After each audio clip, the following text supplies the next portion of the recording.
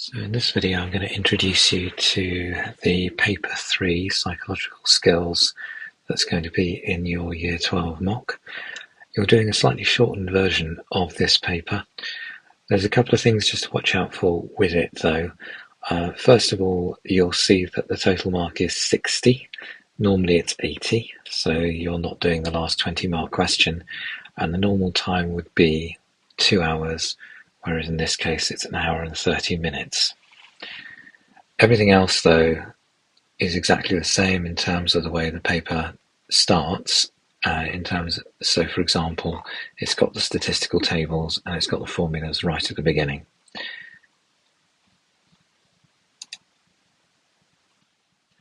So let's talk about the structure of this paper.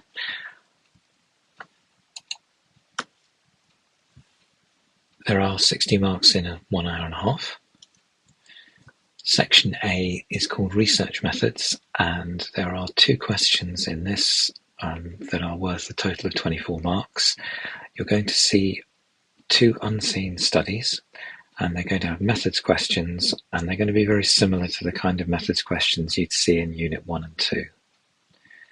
Section B is called the Classic Studies section, but I also call it Classic Theories.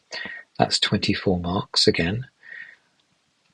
Question 3 is an unseen study with a 2-mark method question, and then it's also got a short 6-mark apply a theory or an approach to that study. Question 4 is the first of the actual essays in this paper, and that's a 16-mark essays using 2 of your classic studies from year 1. Section C is the issues and debates part of the paper, and you are only doing 1 of the questions here for the mock. That's question 5, and that's a 12-mark scenario question where you have to apply and evaluate a theory or approach to the scenario given.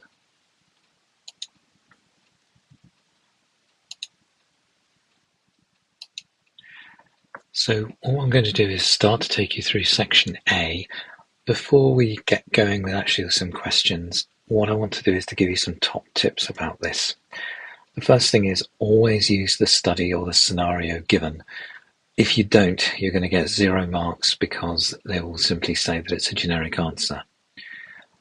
These questions are all short methodology questions, so 6 and below, and usually lower than that, covering any of the methods or maths elements from the entire syllabus. Some focus areas to help you work on revision, particularly to get you ready for this particular area. They always like to ask you about fully operationalized null and alternative hypothesis. So for example, the IV and the DV.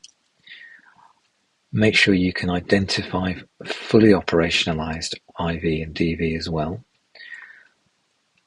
Make sure you've revised experimental designs, so repeated measures, independent measures, matched pairs, and correlation. You want AO1 and AO3 for these elements. And don't forget counterbalancing, for example, AB, BA for repeated measures. They also love to get you to interpret or calculate standard deviation or range. And remember that with standard deviation and range, those are simply calculations of the spread in the sample. The larger these values, the bigger the spread of the data. And for example, with the standard deviation, the larger that standard deviation is, the more spread out the scores are around the mean. Also make sure you've revised your experiment types, AO1 and AO3, so evaluation and description, for lab, field and natural. Before I start working us through some questions, I just want to remind you of the 3 assessment objectives in psychology, and I also want to show you the colours that I'll be using to indicate when a particular assessment objective is being assessed or being marked. So AO1, which is green, is description. AO2, which I've done in a purple colour, is application and also maths and methods. AO3 is evaluation. That includes strengths and weaknesses. It includes conclusions. It includes any judgments you might make. One thing to watch out for is that both AO2 and AO3 can have arguments and counter-arguments, for example, alternative explanations for the same behaviour.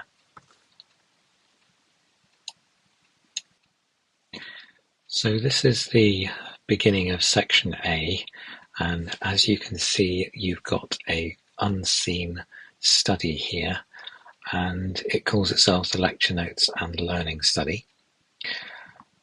I'm just going to read out the study itself. So researchers wanted to see whether providing learning aids during a lecture would help students.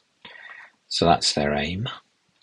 Students attended an audio lecture on how car brakes function. So that's what they did. Before the lecture, students were given either a skeletal outline with headings and subheadings, or no learning aid at all. They were given note paper. After the lecture, students were given a short answer test that assessed their understanding of how car brakes function. Now, before we actually start the questions, I just want you to see that I've highlighted an aspect of the actual study. Students were given either this outline with headings and subheadings, or they were given no learning aid at all. So that tells us a little bit about what's going on in terms of the experimental design. They're not being matched up in any way. They are doing things which are slightly different. So one group is doing something with an outline, another group is not getting an outline, they're just getting note paper. So that gives us a clue as to what's going on, perhaps, in terms of what this study is doing. So one of the things I'd encourage you to do is to read this section really, really carefully and highlight what you think is going on. Is it independent measures? Is it matched pairs? Is it repeated measures? What could it be? Okay, so let's start with question A. Identify the experimental research design used in the lecture notes and learning study. Well, that actually starts us off in a really easy way because we've already figured it out by doing the highlighting. So, but what we need to do is make sure that what we do is we get the marks fully by actually saying why and saying what's going on inside this study. So let me show you what my answer might look like. They used an independent groups design as participants were given either a skeletal outline or note paper. Now, that would get you 1 mark. The thing I want you to avoid is doing this. So if you just did that, what you've done is you've got it technically right, but you actually haven't linked it to the scenario. And because you haven't linked it to the scenario, that risks you getting no points. So you really, really need to have that part of it as participants were given either a skeletal outline or note paper in order to access those marks. And that's a critical element with this exam and with A-level psychology in particular. So let's see if we can move on to question B. So it says, explain how one participant variable could affect the findings of the lecture notes and learning study. Well, if you think about it, this thing is trying to teach people about how car brakes function. And this is where you need to think your way through what's going on inside this study. Is there a problem with it? Well, what happens if somebody comes in and knows a lot about cars? They're going to do well on the test anyway. It doesn't matter whether you give them an outline or don't give them an outline, or whether you give them a learning aid or don't give them a learning aid. They're going to do well, and they're going to do better than other people who've never seen any, don't know anything about cars at all. So let's see if we can put that together. Now, the key thing about this is it is an explain. An explain always has at least 2 marks, and sometimes it has 3 to 4. I'm going to show you my answer, and then I'm going to break it apart. So, prior knowledge of the student regarding how car brakes function could identify the score, could affect the score on the test. That's my AO2, and it is my identify mark. I've identified what the issue is, what the variable is that could affect this. The second bit of it says this is because those with prior knowledge would score a higher mark on the test regardless of the learning aid provided. That's my AO3, and this is known as the justify mark or justification mark. Nearly all explain questions are broken down into identify, justify. Identify, in this case, is identifying the fact that prior knowledge of how car brakes work could affect the score. Justify is, well, what would that do? Well, that would mean that these people would get a higher test regardless of what learning aid you provided. Now, the classic mistake that people make is they tend to figure out what the variable could be, but they don't justify it, so they don't get this second mark. So they often miss this bit out and therefore get themselves down to 1 mark. Or the other thing that sometimes people do is they don't link it to the study enough. It's talking about students, it's talking about car brakes. When it looks at the justify bit, it's talking about the test. It's got at least 3 elements in there which are fully linked to the scenario and therefore gets it its marks.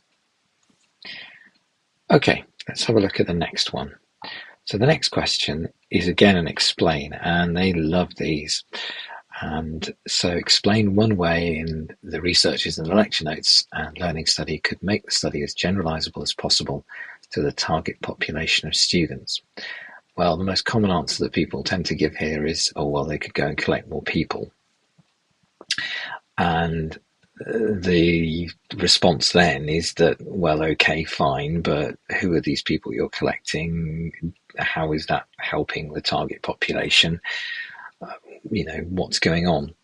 So what we can do is we can break this apart again. Because it's an explain, there is going to be 1 mark to identify and then a couple of marks to justify. So let me show you the answer. So what they're after here is, in terms of generalizability, it could be stratification, it could be opportunity, it could be volunteer, whatever it might be. Here we've chosen stratification. So we've identified what we're going to do. The method, we're going to use stratified. And now what we're going to do is we're going to do a slightly different thing. We're going to explain what this involves. So this is a justify, but it's also a justify and explain how. So what we've got here is this first mark for saying what we're going to do, and it's linked to students. Okay, great. The second mark is, okay, how are we going to do it? Well, we're going to recruit the proportional numbers of students from each subject at the university. So if there are 25% studying maths, then 25% of our students would be mathematics students. If there were 35% studying history, then 35% of our sample would be history. Our final bit is a third mark, and this is often the one that's tricky to get. And this one I like to always explain to people is really about why this helps. Okay. So why does it help to use stratified? You've said what you're going to use stratified. You've explained how you're going to do it. What's it going to do? Well, it's going to be representative of subjects, of all students from different subjects, not just those taking a single course. Again, this is fully linked to the scenario. it's about students, it's about subjects, it's about the target population, and talking about how they're going to recruit them. That's really critical, that you get that idea that it's not generalized as an explanation.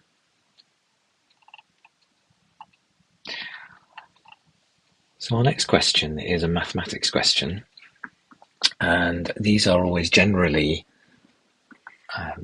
4 marks. Now I've actually filled out this first bit already. It says complete table 1 and calculate Mann-Whitney U for the data in table 1. I've already completed this bit for you. My advice here is to slow down, add things up carefully, work your way through it, double check, triple check that you've got this bit right, because this is an easy mark, this bit. The next thing I would do is go back to my beginning of my exam and find the formula. So here are the Mann-Whitney formula. I've copied that from page 4 of the paper. And the next thing I want to do is I want to actually apply that. So that's what I'm going to do next. And before I apply that, I'm just going to explain a little bit about what you're seeing, because sometimes people forget what they're actually looking at. So NA is the number of people in the first sample, so the number of people in the experimental group. NB is the number of people in the second sample, so the number of people in the control group. They don't have to be the same, because these are independent groups. So you could have 10 in one and 8 in the other. In this case, they've made your life a little bit easier. You've got exactly the same numbers in each one, but it doesn't have to be. That funny sum of RA simply means that bit. And the funny sum of RB simply means this bit. Add up all the ranks of the first sample, add up all the ranks of the second sample. Now, Mann-Whitney is a bit of an awkward one, because you have to do the formula twice. So we've got to apply this formula up here twice. So let's do that. So there we go. There's our UA, and I've put that straight in. There are 10 of them. I'm going 10 times 10. It's now going 10 times 10 plus 1, so 10 times 11 divided by 2 minus 129. Be very careful that you focus on this and you make sure you get the maths right here. Don't make silly errors. Now, the paper will always tell you in the stats bit how to identify U, and U is always the smaller of UA and UB. It's a nice easy one to do. So in this case, U is going to be the smallest one, which is going to be 26. So our final answer, I'm just going to see if I can move all this up a little bit and see if I can fit it on the screen. Our final answer is going to look a little bit like this. And again, I'm just going to fiddle with my screen a little bit just to try and make it fit on. There we go. So our final answer looks a little bit like that. There we are. And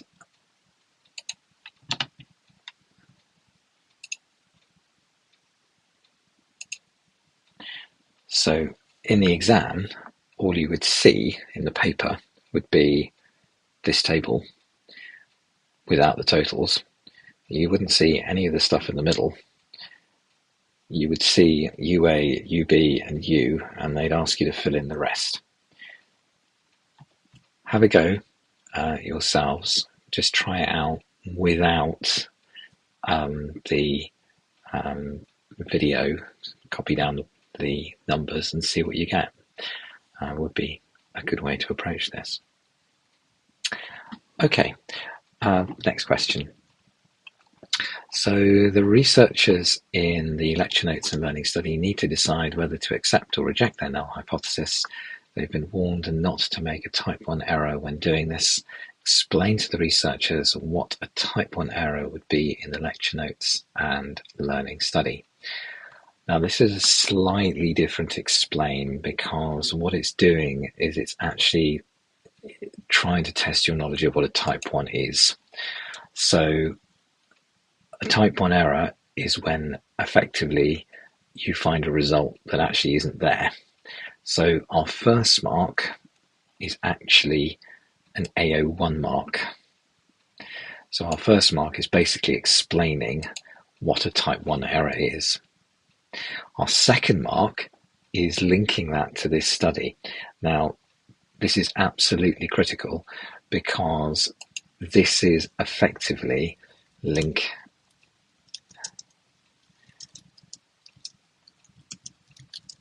so you're avoiding the dreaded G, generalizable. So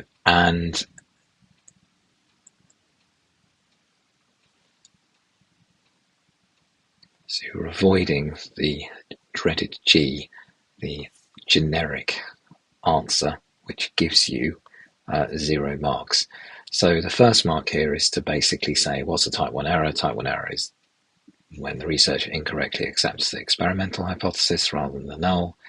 Type 1 error in this study would be that the researchers incorrectly conclude, here's our link, that a skeletal outline is better than note paper, when there is no actual difference. So actually what they've done is they found a difference, but there actually isn't one. Okay, the last question in question 1 is a slightly odd one, in the sense that what they do is they give you a lot of stuff about a particular journal, a journal of educational psychology. You won't necessarily have heard of it, why should you? And they give you some author guidelines about how they publish stuff. So the first thing to do, I need you to do, is just pause the video a second and just read it through.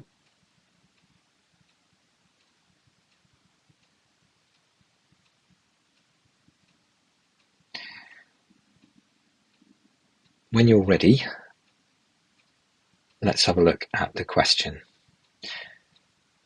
So the question says, explain what the peer review process would involve for the researchers in the lecture notes and learning study, including a consideration of the likelihood of their findings being published. Now, this is not an essay. It feels like one because it seems so long, but it's not. And there are a number of things that you need to do here. First one is, what would the peer review process involve? And secondly, consider, would it be published or would it not be published? So bearing in mind what you just read through, and if you need to just pause again, check that you're in the right lines, I'm going to show you what I have said, and I'm going to try to do so by showing things side by side.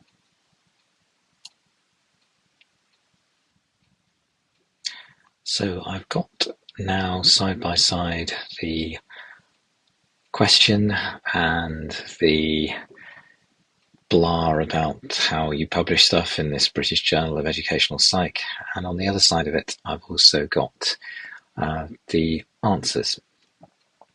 And again, the answers are any other reasonable marking points, so if you've got something slightly different to say here, that's absolutely fine. Let's have a look at the first bit, which is application of the peer review process. Now, peer review simply means other people checking your work and making sure that it's scientific and that you haven't made silly errors in your calculations or whatever it might be. So what they're asking you to do is to say what they would actually have to do here. The key thing is that you want to avoid generic answers. So the lecture note study would be sent to be scrutinised by other experts in the same area of educational research to judge its scientific credibility. Right, well, that's nice and straightforward. It's going to be sent off to other people in the same area to judge its whether that is credible or not. That's just basic process of peer review in science. It's not generic because it links to the lecture note study. What are these experts going to do? Well, they're going to judge the quality of the study in terms of its experimental approach. Well, if you look at the actual question, it talks about they welcome experimental studies. So they're going to be looking at it and saying, okay, how experimental is it? Have you got the science right?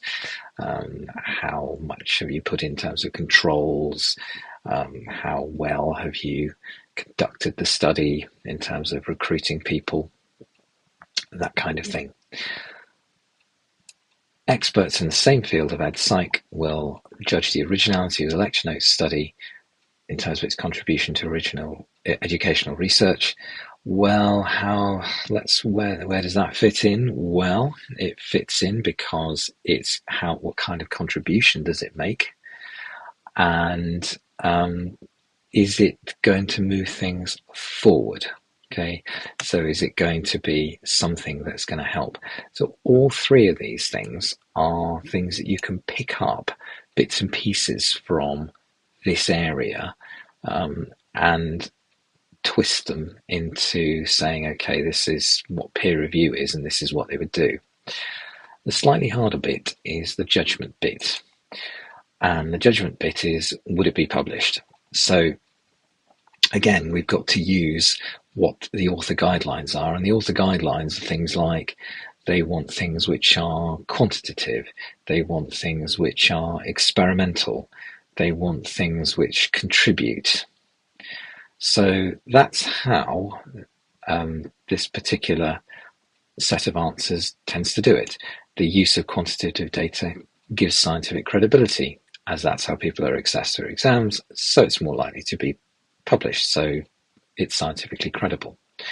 The study's experimental because there's a comparison between those two conditions, the lecture notes and note paper. So because it's experimental, it's more likely to be published. Again, it's always referring back to the original study. Thirdly, it's a novel way to experimentally assess the impact of learning aids. So it's likely to contribute significantly to educational research. That sounds very similar to the application one, and it sort of is. The slight difference here is actually saying, would it be published or not? There's no requirement here for a conclusion.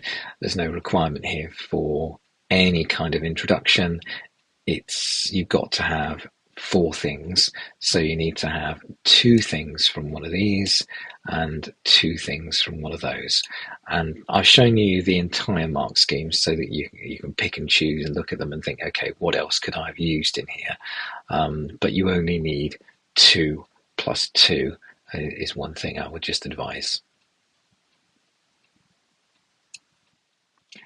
So this is the second question in part A, the method section, and it's got a very different approach. So this is a study about prosocial behaviour and culture, and it says researchers wanted to investigate whether prosocial behaviour, so in other words, behaviour that is helpful to other people, was similar cross-culturally, and whether this trait increases as people become adults.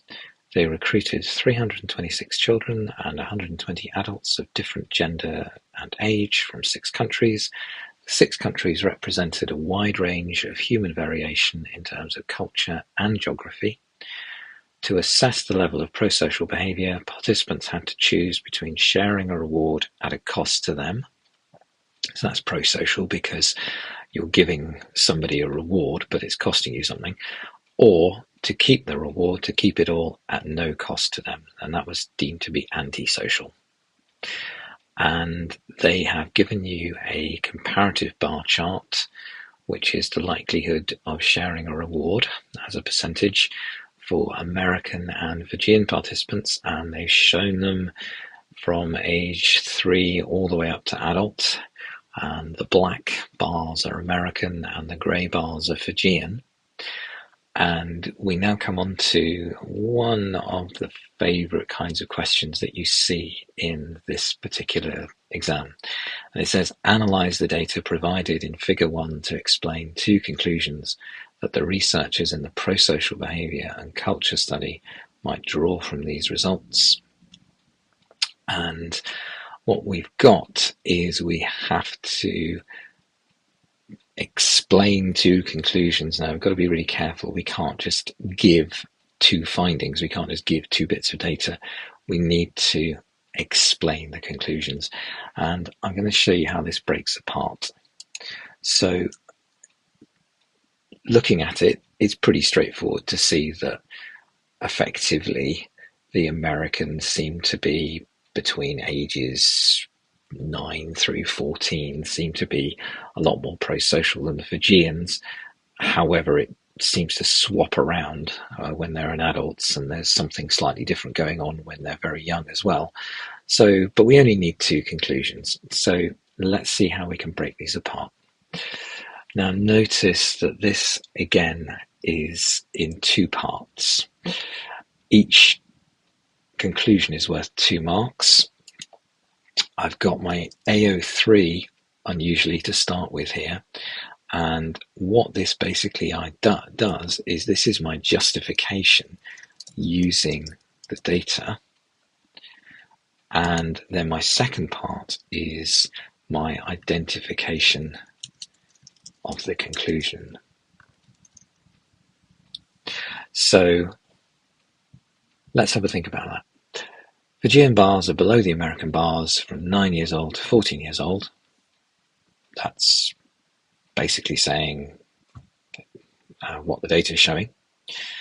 Therefore, and this is the real important bit, American children from 9 to 14-year-olds are more likely to share the reward and were therefore more pro-social.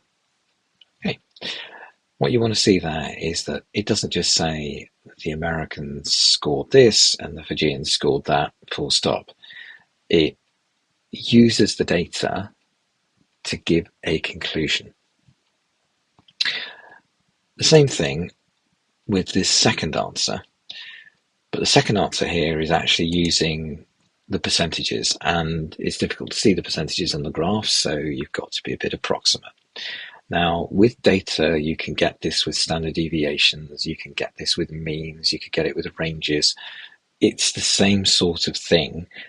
Again, what you're trying to do is justify using the data and then identification of the conclusions. So the Fijian adults were approximately 35% likely to share the reward compared to roughly 15% of American adults. There is my data bit. This suggests that as adults, Fijians are more pro-social than Americans. That's my conclusion. It is not generic, it's completely linked to the scenario. The real big mistake that people make, I would repeat, is they just quote the data, they don't give the conclusion, and what they don't do is they don't fully justify everything. So what you want to do is have both parts. Don't just have, I'm just going to edit this slightly, don't just have that bit, and don't just have this bit, have both, because otherwise you will drop down from a potential 4 marks down to 3, down to 2, down to 1, and that's when things start to become a bit more tricky in terms of you accessing your grades. So this is the final question in part A of the exam. As you can see, it's another explain. The pro-social behaviour and cultural study used a lab experiment. Explain 2 weaknesses of using a lab experiment in the pro-social and culture study. Big issue here. Don't go generic. Don't start saying it's a lab experiment, therefore it's got low ecological validity and high internal validity. That all might be true, but it's not going to get you the marks. So let's see what the mark scheme might say. So let's deal with the first one. So pro-social behaviour, such as sharing a reward, does not normally take place in a controlled artificial setting. Well, that is my identify, and it is absolutely linked to the scenario. It talks about pro-social behaviour, sharing a reward. It's absolutely linked there. You can't argue that it's not. And the next bit is my justify. Therefore, the participants may not act naturally, which means the findings lack ecological validity. Now, there is a real danger point with this. If you didn't have that in there, and in fact you just wrote it like that, you might well find that you end up with nothing. And the reason for that is because if you look at that section on its own, that doesn't have anything to do with the pro-social behaviour and cultural study. It could be any study. So you need both bits.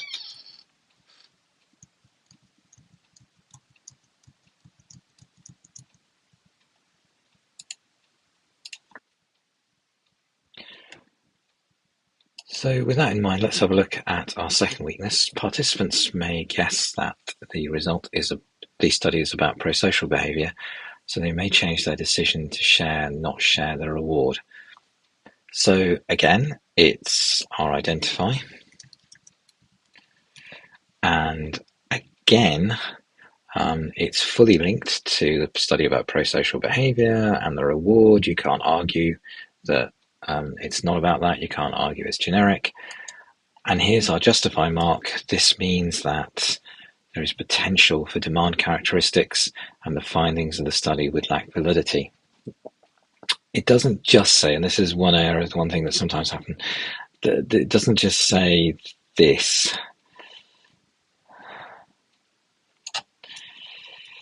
So that might get you marks, possibly, but it's a real risk because an examiner would easily just turn around and say, in what way would it lack validity? Much, much better to add on there is potential with demand characteristics, so you're fully showing that you understand what's happening inside this question. And that's part A.